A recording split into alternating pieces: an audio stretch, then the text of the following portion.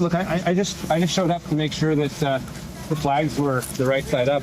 Canada first. Welcome back to Moose and Loose. My name's David. Today's top story here. Pierre Poilievre having his massive rally in Ottawa. Canada first. His speech was absolutely amazing. This was the speech we needed. This is the moment where Canadians get back our country. This is the start of it right here. Pierre Poilievre in his speech calling out Marc, Carney, Justin Trudeau, just absolutely exposing, dropping truth bombs about the reality of how bad things are in Canada and how he's going to fix it. These are the guys who are now flip-flopping on their policies, ripping off Pierre Poilievre's policies, because that's what we need, a common sense conservative government. Let's jump into this. First off, I want to start with this clip here from Table Salt. It says mainstream media freaking out today. So I showed this in the previous video, 3,000 respondents to the huge poll that's showing Poilievre's rise. The conservative 46% for Poilievre, 27% for Liberals, and if Marc Carney's leader, 28%. So Carney's honeymoon period here seems to be fading, and I noticed across all the mainstream media, if you look at just the videos they're putting out today, they're all trying to fearmonger that the Liberals are taking over.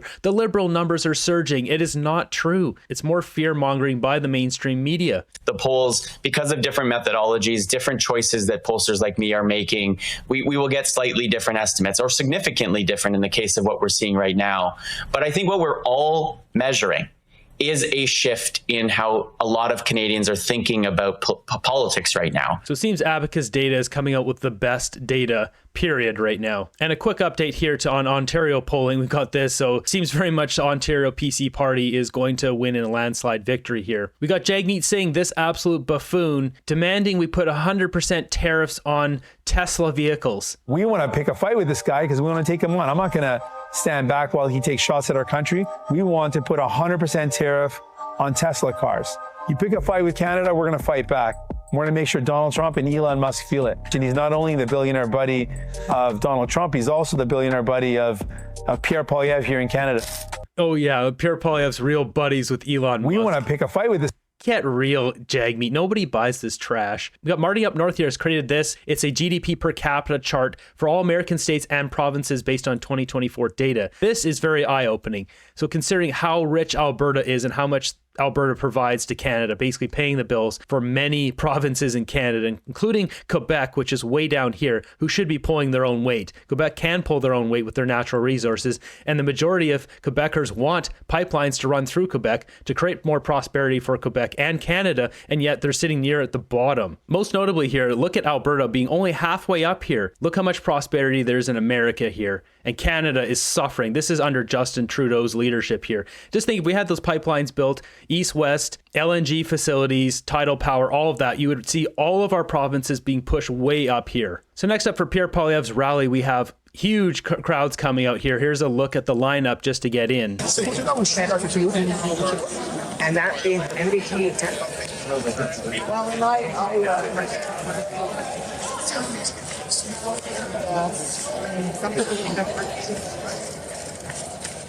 So they basically filled the room. As it's all cold and stuff, it had to be indoors, not outdoors. So here's a shot inside of the rally itself before it started. The place is filled to the gills. And here's one more shot of it just before it started. Look at this flag. This thing is massive. That's the biggest Canadian flag I've ever seen. So Poilievre's speech here is well over an hour. I'll link it up at the end if you want to check out the full thing. Here's a couple of the highlights. We are a strong people with a proud history as a warrior nation whose soldiers have proven fierce enough to crush the fascists, the communists, and Al-Qaeda, yet humble enough to never once brag about their heroism. We are mild-mannered and made of steel.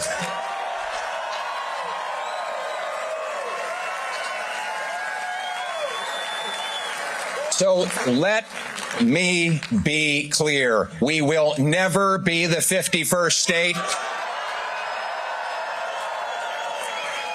We will bear any burden and pay any price to protect the sovereignty and independence of our country. This is the message we need right now. Pierre Poilievre is the man for the job to take on Donald Trump, and they're going to have the common ground, the common non-woke policies. That's how we're going to get a deal. You're not going to get a more woke, equally woke Justin Trudeau in Marc Carney trying to negotiate with Donald Trump. Yeah, right. That's not going to work. He's just going to look at the guy and be like, why do you have these stupid policies? He won't respect the man. He won't make a deal. That's why Pierre Poilievre is the only solution to actually get out of these tariffs and make a deal with America. And once Trump sees that Poilievre's investing in the military, and we're paying our own share, and we're carrying our own weight and actually enhancing America's security. Like, that's what they want. Right now, Canada is a liability to America because of the Mexican cartels, the Asian triads, the precursors, the shipping all the street fentanyl and the street candy down to America. We are a liability to them. Able to stand on our own 2 feet, no longer helplessly dependent on the Americans. You know, the media is now saying that I should change my entire platform because of the tariff threat. In fact, the Trump tariff threats have proven conservatives right on everything. It's true. Everyone now admits, or they claim to admit, that conservatives were right on the liberal capital gains tax hike, that conservatives were right on the carbon tax, on pipelines, on LNG, on fentanyl, the borders, immigration, and the need to celebrate rather than cancel our proud history and country. Only Justin Trudeau would remove Terry Fox from the passport. Case in point. Now, we couldn't have a Canada First rally without this goon, Marc Miller, coming out and trying his best to troll Poilievre. This is so pathetic. He holds a press conference outside the rally. But I brought you guys, I brought Pierre some donuts today, just like he was bringing to the Freedom Convoy when he was watching them illegally occupy the Hill. But I didn't know if you guys will get locked out, so... Illegally occupy the Hill. How about illegally, which has been proven by court, invoking the Emergencies Act and locking down bank accounts? You guys should be in jail for what you did. I got some. You probably can't accept donuts, so I'll give it. You can accept donut? No, please. It's highly unpatriotic. Just bail out. Highly unpatriotic. This guy's having a smile and a laugh about this. This guy despises Canadians. Just media bailout. Look, I just showed up to make sure that the flags were the right side up. Last time I seen Pierre cheering this hard, the flags were all upside down. He was cheering for people that were pissing on Canada, and that's what Pierre's doing. You guys are pissing on Canada. This guy he's not getting any support with this. This is such a bad look. If he thinks this is going to somehow help Carney's polling numbers, good luck. You can't say that Canada is broken, and at the same time say that Canada is the best country in the world. Is our immigration system not broken? The two just don't. Is the border not broken? Ezra Levant there coming in with the quick questions. Yeah, and his government brought coffee to the Hamas protesters, so what's his point? Using Tim Hortons as a political prop is a cop-out. The fact that Tim Hortons isn't even Canadian anymore, as some other people have mentioned here, you should be going getting Second Cup or some other Canadian company. You know, imitation is the highest form of flattery, but you cannot believe them. My friends, it is not realistic that we would believe a party 60 days before election suddenly reversing itself on absolutely everything. If you want conservative policies, you will have to vote conservative.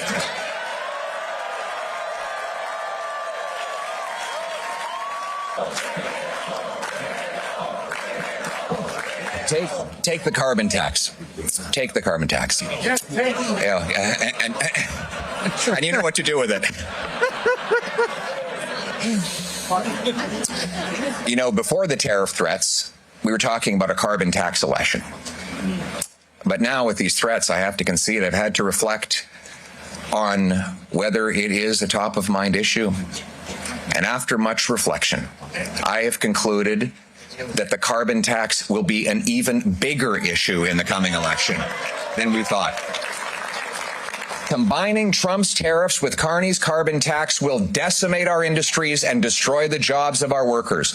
The worst liberal tax of all has been the carbon tax, championed by Trudeau and his economic advisor, Marc Carney, whose only complaint was that the tax was not high enough. Now he plans a pre-election trick. Next month, just days before he calls the election, Mr. Carney will pause the carbon tax, hide it out of sight so that you won't see it for the duration of the election period. And the media will tell you, forget all about it until the election is over, at which time, God forbid, if he were reelected, he would bring in a much bigger tax that has no rebate whatsoever. He said just a few days ago that he doesn't want to, quote, axe the tax. He wants to change the tax. Right. He will take the change right out of your pocket. The carbon tax increase comes April 1st. So if Carney is able to push the election past that point, say he gets support from Jagmeet, that increase comes, it just makes Carney look worse and worse and worse as time goes on. So it's very likely that Carney will call an election immediately after he is appointed the Prime Minister of Canada. Carney's trying to hide the carbon tax. He's going to slip it under the rug. And as Pierre said here, he's just going to bring it back. He's going to bring tariffs on everything. And how well do we think that'll go over with Donald Trump? Mr. Carney's new and bigger carbon tax will help America take every industrial job from Canada. They will be popping the champagne at the Trump Tower when the Carney carbon tax comes in. Our industrial towns will become ghost towns if Carney gets his way. Marc Carney is a wolf in sheep's clothing. This guy, through Brookfield Asset Management, as Pierre mentions in this speech, was buying and supporting coal from America, UAE pipelines in Brazil, but not pipelines in Canada. This is a guy with a company producing 159 million metric tons of CO2, equivalent to 1/3 of Canada's entire production, wants to put a carbon tax on us, but not his company. No, not his company. His company's good enough to make hand over fist cash, but not Canadians. But Canadians have to suffer for his net zero green climate agenda. This madness must end. This madness must not go forward. Check out this clip here by Brett. It says, Marc Carney says that his weakness is that he's an elitist and a globalist, but that happens to be exactly what Canada needs. My strength is I know how the world works. I know how to get things done. I'm connected. I can deliver for the country. My weakness is, people will charge me as being elitist or a globalist, to use that term, which is, that's exactly, it happens to be exactly what we need. My weakness as a politician is I've not been a politician, right? So I didn't go straight into, as you observed, the killer. The point was right, but the delivery was, I'm working on it. A hard pass on Marc Carney. Most dangerous man in Canada at the moment. Pray people are not stupid enough to fall for him. The coming election will decide whether Canadians want Mr. Carney's sneaky, job-killing, inflationary carbon tax, or whether they want to axe the tax for everyone, for real, forever, with the common sense conservatives. This whole situation has just proven the Liberals will lie and do anything possible to try to hold on to power. They're not standing by their ideals or their policies. They just flip it whenever it's convenient for them.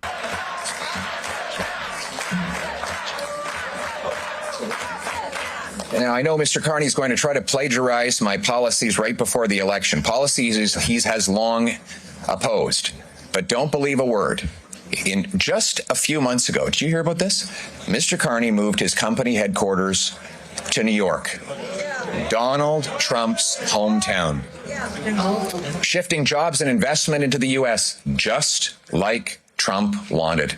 He opposed pipelines in Canada while his company bought them in the Middle East. He supported Trudeau's carbon tax in Canada while he profited off of investing in coal in the United States of America. He put his profit before our people. Carney cashed in, Canadians lost out. If he wins, Canada loses. But Canadians will win. And we will do it with a new Bring It Home economic plan.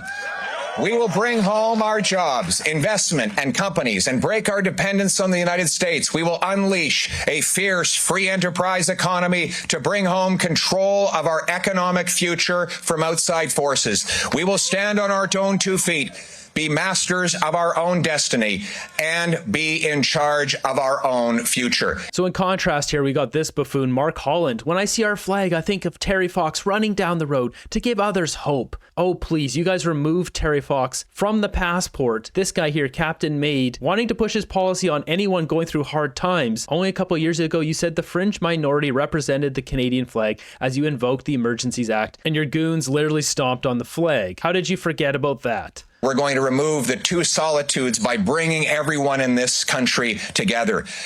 And there's no more important moment than when you become a citizen as an immigrant to this country. It's a precious inheritance. I've been to some of these beautiful citizenship ceremonies. They're very emotional. Most immigrants used to take the entire day off so they could celebrate and take pictures. Yet the Liberals, since COVID, have been phasing them out. and instead replacing them with online ceremonies. They're even working on what they call click citizenship, where you become a citizen by clicking online. The citizenship oath is a special moment and should not be a simple administrative nuisance like renewing your driver's license. My government will restore in-person citizenship ceremonies.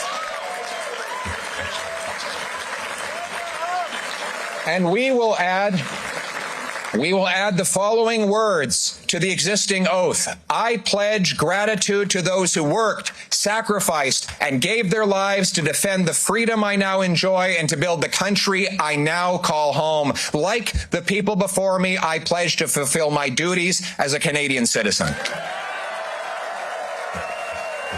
Yeah, that's well said right there. That's what we need. We need Canadians that want to be Canadians because of our country, not just trying to take advantage of our system or coming for free medical care, and that embrace our policies and don't try to push some religion to wipe out all other religions in this country. And not coming here to protest in our streets and wreak havoc and cost us money, but to want to be here and not have unwavering allegiance to another country and not value this one. By all means, people loving the country they came from, but they need to put Canada first. So we're not done here with Marc Miller. This Esler Vaught here saying, he said it's unpatriotic of Pierre Poilievre to say that Canada is broken. I asked Miller if he told Trump that our border is not broken.